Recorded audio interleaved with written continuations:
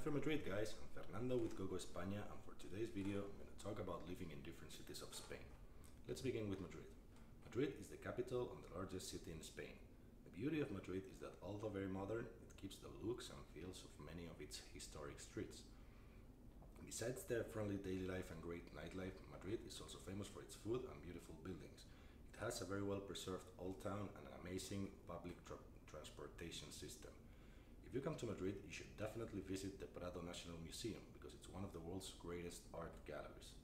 You should also check out the Plaza Mayor, which is Madrid's main square, where you can just have a drink and some tapas, or maybe the traditional calamari sandwich.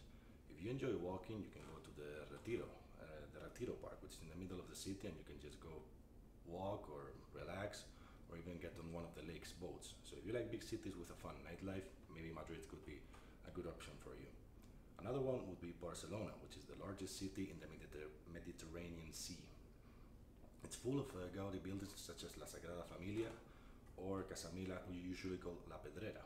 And or if you prefer to go to the sea, you could go to the Barceloneta beach, which is one of the most famous in the city. By the way, there's more to the city than just Gaudi, like for example the Hospital San Pau or the Palau de la Música. La Rambla is the perfect place to go for a walk because it's a big street that's filled with street artists and has a great atmosphere. And lastly, I want to talk about the Plaza de Catalunya, which is generally considered the city center. By the way, if you hear people say Barna, you heard right, because it's the nickname for Barcelona, and don't forget that in Barcelona two languages are spoken, Spanish and Catalan. So if you enjoy living in a big coastal city, Barcelona would be perfect for you. If you're more into traditional Spain, you should also consider Sevilla or Seville, which is the largest city in Andalusia and has 3 UNESCO World Heritage Sites, which are the Alcázar Palace, the Seville Cathedral, and the General Archive of the Indies. One of the most famous Spanish festivals is the April's Fair, which takes place in May actually. And as I said before, it's one of the most traditional cities in Spain, where for example flamenco shows are a common thing.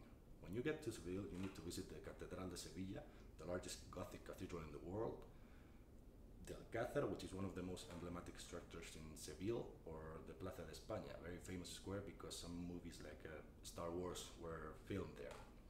Other options would be the Barrio Santa Cruz, which is a historic walking area with hidden plazas, old bars, and plenty of treasures to discover, or the Casa de la Memoria, which is the best place to go see a flamenco show. So if you want a traditional Spanish experience, you could definitely go to Seville. So what about Salamanca? It's a small city that is in the northwest of Spain, and it's one of the most university cities in the country too.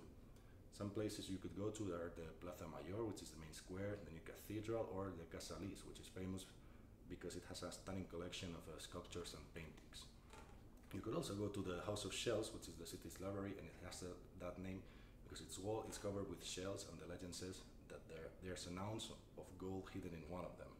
You could also take a walk in the old town, or I don't know, if you like a small city full of young people, it's a good place to live. What about Valencia? It's the 3rd largest city in Spain. It's located on the Mediterranean coast, and it's the one of the main touristic destinations in Europe. It has a great Mediterranean climate and food, and well, the famous paella, of course. But let's not forget about horchata, which is the typical drink. You could also go to the Fallas Festival, which takes place every year all around the city, and during the festival, some monuments are displayed, and once they have been on display for a few days, they are burnt in the streets.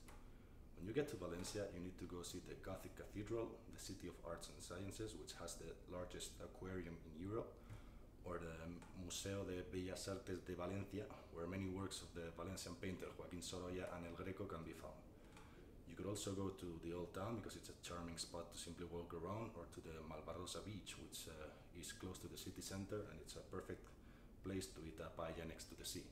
So if you like good food, Mediterranean weather, and living by the seaside, come to Valencia.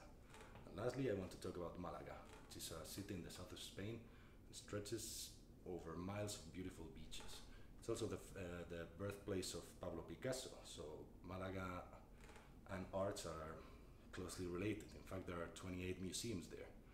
You should go see the Alcazaba, which is Spain's best preserved Moorish fortress, the Málaga Cathedral, the Gibralfaro, or the Picasso Foundation. So this is it for today. Thanks for watching, and if you want us to make a video about any specific topic or something that you would like to know related to Spain, please leave a comment. If you have any question, please don't hesitate to contact us through our website gogoespana.com or send us an email to info@gogoespana.com. Hasta luego.